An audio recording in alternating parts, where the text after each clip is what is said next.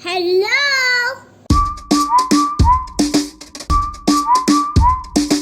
भोजपुर में सूरज नाम का एक दृष्टिहीन लड़का रहता था। सूरज की एक सड़क दुर्घटना में दोनों आंखों रोशनी चली गई। सूरज पहले एक अच्छे दफ्तर में नौकरी करता था और अपने भाई और माँ का पूरा खर्चा उठाता था। अब उसको अपने छोटे भाई चंदन पर ही निर्भर रहना पड़ता है। चंदन, मेरे लायक कोई काम हो तो बताना।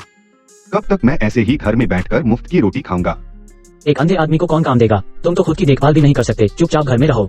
चंदन बेटा ऐसे क्यों कह रहा है? सूरज को बुरा लगेगा। सूरज की आंखें नहीं है पर वो पढ़ा लिखा तो है। बुरा लगता है तो लगने दो, मैंने तो सिर्फ हकीकत बताई है। अगर इतना ही बुरा लग रहा है तो खुद काम ढूंढे। और चंदन गुस्सा करके वहाँ से चला जाता है। बेटा सूरज, चंदन की बातों का बुरा नहीं मानना, भगवान कोई न कोई रास्ता जरूर दिखाएगा, तुम चिंता मत करो। ठीक ही तो कह रहा था चंदन, कब तक मैं उस पर बोझ बनूंगा? शाम को चंदन ऑफिस से घर आता है। माँ जल्दी से खाना दो, बहुत भूख लगी है। अभी कुछ बना नहीं है, थोड़ा रुक जाओ, जल्दी से रोटी और सब्जी बनाती हूँ। मैं पूरा दिन ऑफिस में काम करता हूँ, मर मर के पैसे कमाता हूँ और सूरज तुम मुफ्त की रोटियाँ धोते हो। कम से कम अपने माँ को खाना बनाने में कुछ मदद तो करते, पर नहीं, तुम्हें तो मुफ्त में रोटी खानी है। अरे मैं तो मदद करना चाहता हूँ पर माँ मना कर रही है। लो मैं आटा गूंदने में मदद कर देता हूँ। और सूरज अपनी माँ को खाना बनाने में मदद करने चला गया। 2 मिनट बाद अंदर से जोर से आवाज आई। अब क्या कर दिया तुमने सूरज? चंदन अंदर देखता है कि सूरज आटे का डिब्बा और आटा जमीन पर गिरा है। और ये तुमने क्या किया सूरज? आंधे कहीं के, तुम एक काम भी ठीक से नहीं कर सकते हो, पूरा आटा खराब हो गया। अब क्या मैं भूखा सो जाऊं? एक तो तुम मुफ्त का खाते हो और नुकसान भी करते हो। मैं तंग आ गया हूँ तुमसे। कोई बात नहीं चंदन, इसने जानबूझ के तोड़ी गिराया है, ये तो मेरी मदद करना चाहता था, जल्दी से दाल चावल बना देती हूँ। माँ तुमने ही सूरज को सर पर चढ़ा रखा है। सूरज अपने भाई की जली कटी बातें सुनकर काफी दुखी हो जाता है। रात को सूरज सोचने लगता है कि ऐसा कौन सा काम है जो वो कर सकता है। फिर उसे ख्याल आता है कि क्यों नहीं पुराने ऑफिस से कुछ काम मांगा जाए। कल ही पुराने साहब को फोन करता हूँ, शायद वो मेरी कुछ मदद कर दे। दूसरे दिन सुबह चंदन अपने भाई को ताने मरते हुए, माँ सूरज को कुछ काम मत बताना वरना ये फिर से कोई नुकसान करेगा।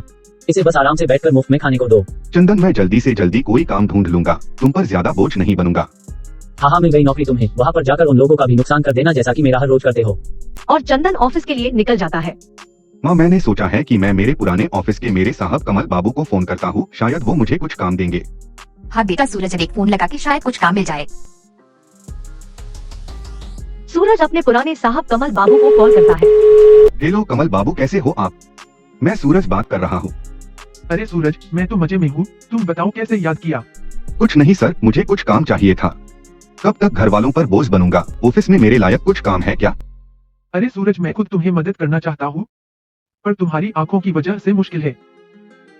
तुम तो जानते अपना काम बाहर घूमकर ऑर्डर लेना और देना है, और ये काम तो तुम कर नहीं सकोगे। ऑफिस के अंदर अभी कोई जगह भी खाली नहीं है, लेकिन जैसे ही कोई जरूरत होगी मैं तुम्हें कॉल कर लूंगा, चिंता मत करो। आपका बहुत बहुत शुक्रिया सर, बस आपसे ही उम्मीद है। हाँ ठीक है, रखता हूँ अभी। क्या हुआ सूरज, है कोई नौकरी तुम्हारे लिए? नहीं माँ, अभी नहीं है, जब रहेगी तब मुझे बता देंगे। हे भगवान, कुछ तो मदद कर दे मेरे सूरज की। शाम को चंदन ऑफिस से घर आते ही सूरज को पूछने लगा, सूरज क्यों मिल गई नौकरी? नहीं मिली, पुराने ऑफिस में बात की है, जैसे ही जगह खाली होगी वो बता देंगे। इसका मतलब है कभी नहीं मिलेगी। माँ मुझे भी मेरी आगे की जिंदगी देखने है, शादी करनी है, घर बसाना है। मैं साफ साफ कह देता हूँ, ज्यादा दिन तक मैं सूरज को पाल नहीं सकता। उसे कह दो खुद कमाए और खाए। सूरज दुखी होकर बिना खाना खाए सो गया। मुझे ही कुछ करना पड़ेगा। कब तक इस अंधे भाई को संभालूंगा? कुछ न कुछ तो तरकीब ढूंढनी पड़ेगी, कैसे भी करके इससे छुटकारा लेना पड़ेगा। दूसरे दिन सुबह, सूरज मैं ही कुछ काम ढूंढता हूँ तुम्हारे लायक, तुम चिंता मत करो और मेरी बातों का बुरा मत मानना, बस तुम्हारी फिक्र होती है मुझे। नहीं नहीं चंदन, बुरा नहीं लगता मुझे। आखिर तुम इतनी मेहनत भी तो करते हो हम सब के लिए। तुम जहाँ बोलोगे, जैसा बोलोगे, मैं काम करने को तैयार हूँ। शाम को चंदन खुशी खुशी घर आया। सूरज मैंने तुम्हारे लिए नौकरी ढूंढ ली है, आज से ही तुम्हें काम पे बुलाया है, वहाँ तुम्हें तनख्वाह के साथ रहना और खाना भी देंगे। एक फैक्ट्री में टेलीफोन ऑपरेटर की नौकरी है, तुम आराम से यह नौकरी कर सकते हो। भगवान का लाख लाख शुक्रिया। मुझे पता था तुम मेरे लिए नौकरी जरूर ढूंढोगे। अभी खाना खा के मेरे कपड़े लेता हूँ और चलते हैं। सूरज मैंने तुम्हारे लिए नौकरी ढूंढ ली है, आज से ही तुम्हें काम पे बुलाया है, वहाँ तुम्हें तनख्वाह के साथ रहना और खाना भी देंगे। एक फैक्ट्री में टेलीफोन ऑपरेटर की नौकरी है, तुम आराम से यह नौकरी कर सकते हो। हाँ चंदन, अभी चलते हैं। और चंदन सूरज को लेकर घर से निकल पड़ता है। काफी देर चलते चलते दोनों एक सुनसान जगह पहुंच जाते हैं। सूरज तुम यहाँ रुको, मैं फैक्ट्री के साहब से मिलकर आता हूँ, फिर तुम्हें अंदर ले जाऊंगा। ठीक है, मैं यही रुकता हूँ, तुम जल्दी से आ जाओ। और चंदन सूरज को सुनसान जगह पर अकेला छोड़कर वहाँ से चला गया। असल में सूरज को कोई नौकरी नहीं मिली थी, ये तो चंदन का गंदा दिमाग था जो उसने सूरज से छुटकारा पाने के लिए उसे घर से दूर जंगल में छोड़ दिया। सूरज काफी देर तक वहाँ इंतजार करता रहा, फिर उसे डर लगने लगा। चंदन कहाँ हो चंदन चंदन? पुकारता यहाँ वहाँ चलने लगा और अचानक उसकी लाठी एक बोतल से टकरा गई और बोतल टूटने की आवाज हुई और उतने में एक बहुत बड़ा जिन सूरज के सामने आ गया और कहने लगा, तुमने मुझे इस बोतल से आजाद किया है। मैं तुम्हारी क्या मदद कर सकता हूँ, बोलो। भाई मैं एक अंधा आदमी हूँ, गलती से मेरी लाठी किसी बोतल को लग गई और वो टूट गई। तुम कौन हो और मेरी क्या मदद कर सकते हो? मैं एक जादुई जिन हूँ और इस बोतल में बहुत सालों से बंद था। तुमने मुझे आजाद किया है। बोलो, मैं तुम्हारी क्या मदद कर सकता हूँ। एक अंधा क्या मांग सकता है? उसे तो सिर्फ आंखों की रोशनी चाहिए। दरअसल मैं अपने भाई को ढूंढ रहा था। मैं तुम्हें आंखें तो नहीं दे सकता, पर मैं तुम्हें एक जादुई चश्मा देता हूँ जिससे तुम्हें दिखने लगेगा। ले लो। अरे मैं तो सचमुच में देख पा रहा हूँ। तुमने मुझे नई जिंदगी दी है। तुम्हारा बहुत बहुत शुक्रिया। असल में तुम्हारा भाई तुम्हें यहाँ मरने के लिए छोड़ गया है। और क्या करता वो बेचारा, कब तक मेरा बोझ उठाता। मगर मैं खुश हूँ कि अब मैं भी काम कर सकता हूँ। और सूरज उस जिन का शुक्रिया करके वहाँ से चला जाता है। सूरज सुबह जादुई चश्मा पहनकर घर आता है और चंदन सूरज को देख के चौंक जाता है। सूरज तुम कहाँ चले गए थे? मैंने तुम्हें कितना ढूंढा, फिर तुम नहीं मिले तो मैं वापस आ गया। कुछ नहीं, रास्ता भटक गया था। अरे ये सूरज वापस कैसे आ गया? अब कैसे इससे छुटकारा पाओ? माँ मैं मेरे लिए नौकरी खुद ढूंढ लूंगा, तुम चिंता मत करो। और सूरज नौकरी के लिए पुराने ऑफिस चला जाता है। कमल सर नमस्ते।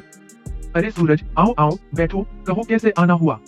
कुछ नहीं कमल बाबू, मैं आपको ये बताने आया हूँ कि मुझे अब दिखने लगा है। क्या मैं फिर से नौकरी पर आ सकता हूँ? अरे ये तो अच्छी खबर बताई तुमने, कल से ही आ जाओ। आपका शुक्रिया, मैं कल ठीक वक्त पर ऑफिस आ जाऊंगा। दूसरे दिन सुबह सूरज ऑफिस के लिए निकलता है, तभी चंदन उसे पूछता है, अरे सूरज तुम्हें तो दिखाई नहीं देता और नौकरी कैसे लग गई? बस भगवान ने रास्ता दिखाया, तुम चिंता मत करो।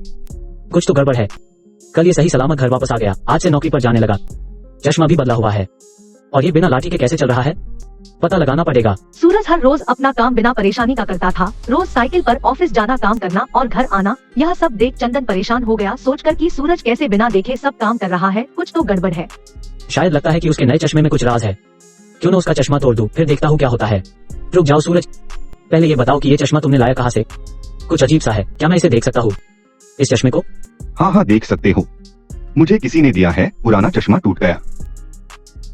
अरे ये तो गिर गया और गलती से टूट भी गया। जाने दो, तुम कल दूसरा ले लेना, मैं पैसे दे दूंगा। क्या मेरा चश्मा टूट गया? अब मुझे दिखेगा कैसे? ये जादुई चश्मा था, तुमने इसे तोड़ दिया। अच्छा तो ये चश्मा जादुई था, तभी मैं सोचूं तुम काम कैसे कर पा रहे हो। तुम तो जंगल में मुझे मरने के लिए छोड़ आए थे। एक जादुई जिन ने मुझ पर दया करके मुझे ये चश्मा दिया था। अब मैं क्या करूं?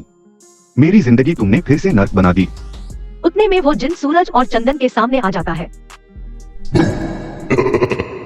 सूरज तुम चिंता मत करो, मैं आ गया हूँ। ये चश्मा टूट गया तो क्या हुआ, ये लो मैं तुम्हें दूसरा चश्मा देता हूँ। और चंदन ये सब देख डर जाता है। चंदन तुमने अपने भाई के साथ अच्छा नहीं किया, उसे मरने के लिए जंगल छोड़ गए और उसका जादुई चश्मा भी तोड़ दिया। मैं तुम्हारी आंखों की रोशनी छीन लेता हूँ, अब तुम अंधे बनकर रहो। मुझे कुछ दिखाई नहीं दे रहा, मुझे माफ कर दो सूरज, मेरी पूरी जिंदगी नरक हो जाएगी, मुझे माफ कर दो। चंदन की आंखें छीनकर मुझे कोई लाभ नहीं है। मुझे जो यातना हुई है, मैं नहीं चाहता कि चंदन भी उससे गुजरे। अगर हो सके तो उसकी आंखों की रोशनी उसे लौटा दो। ठीक है, तुम कहते हो तो इसे इसकी आंखों की रोशनी लौटा देता हूँ, ये लो। पर याद रखना चंदन, तुमने सूरज का जादुई चश्मा तोड़ने की कोशिश की तो मैं तुम्हें हमेशा के लिए अंधा बना दूंगा। और जादुई जिन चंदन को फिर से आंखों की रोशनी दे देता है। चंदन ने आगे से अपने भाई सूरज का ख्याल रखा और वो सुख से रहने लगे। इस कहानी से एक बात याद आती है कि मिले कोई अधूरा इंसान तो उसकी अवहेलना मत करना, हमारे जैसा नहीं ये सोचकर उसको अलग मत करना।